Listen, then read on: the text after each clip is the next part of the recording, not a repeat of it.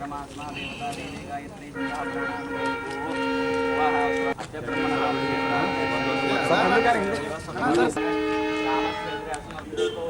चैत्र मासे शुक्ल पक्ष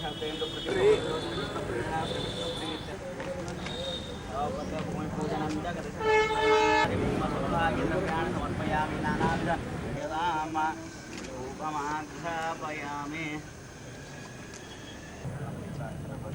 वक्रतुंड महाकाय सूर्यकोटि समप्रभा निर्विघ्नं कुर्यामि धूपम्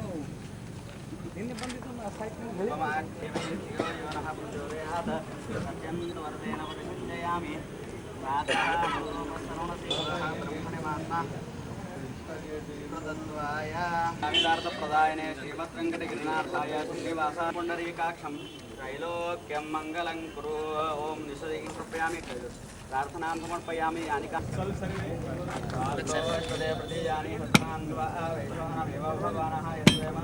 ఇక్కడ ನೋಡಿ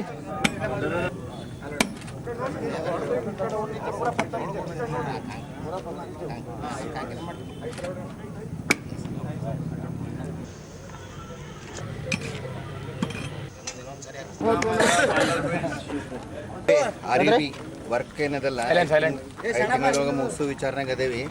ಆಮೇಲೆ ಈಗ ವರ್ಕ್ನು ಏನು ಜೋರ್ನಾಗ ಪ್ರೋಗ್ರೆಸ್ನಾಗ ಇರ್ತದೆ.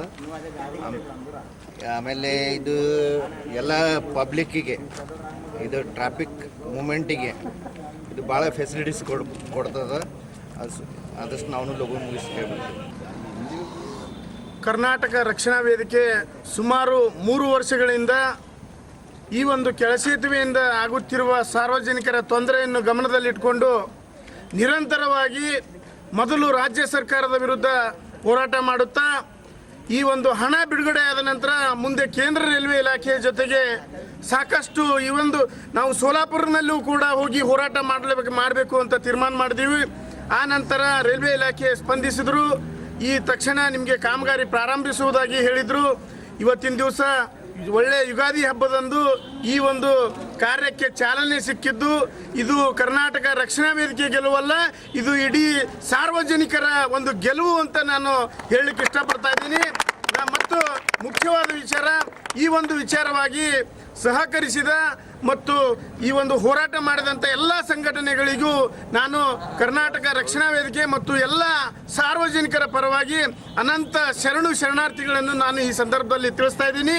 ಮತ್ತೊಮ್ಮೆ ಯುಗಾದಿ ಹಬ್ಬದ ಒಂದು ಶುಭಾಶಯಗಳನ್ನು ಕೋರುತ್ತಾ ಎಲ್ಲ ಸಾರ್ವಜನಿಕರಿಗೆ ಆ ದೇವರು ಆಯುರಾರೋಗ್ಯ ಮತ್ತು ಐಶ್ವರ್ಯ ನೀಡಿ ಸಂತೋಷವಾಗಿಡಲಿ ಅಂಥೇಳಿ ಆ ದೇವರಲ್ಲಿ ಪ್ರಾರ್ಥಿಸುತ್ತಾ, ಇನ್ನು ಮುಂದಿನ ಒಂದು ಹೋರಾಟ ನಮ್ದೇನಾದರೂ ಇದ್ದರೆ ರಸ್ತೆ ಅಗಲೀಕರಣ, ಅದು ಕೂಡ ಇನ್ನು ಕೆಲವು ದಿನಗಳಲ್ಲಿ ಈಡೇರಿಸ್ತೀವಿ. ಕರ್ನಾಟಕ ರಕ್ಷಣಾ ವೇದಿಕೆ ಮತ್ತು ಎಲ್ಲ ಸಂಘಟನೆಗಳ ಪರವಾಗಿ ನಾನು ಸಾರ್ವಜನಿಕರಿಗೆ ಒಂದು ಭರವಸೆಯನ್ನು ಕೊಡ್ತಾ ಇದ್ದೀನಿ. ವೇದಿಕೆಗೆ ಕರ್ನಾಟಕ ರಕ್ಷಣಾ ವೇದಿಕೆ ಹೋರಾಟಕ್ಕೆ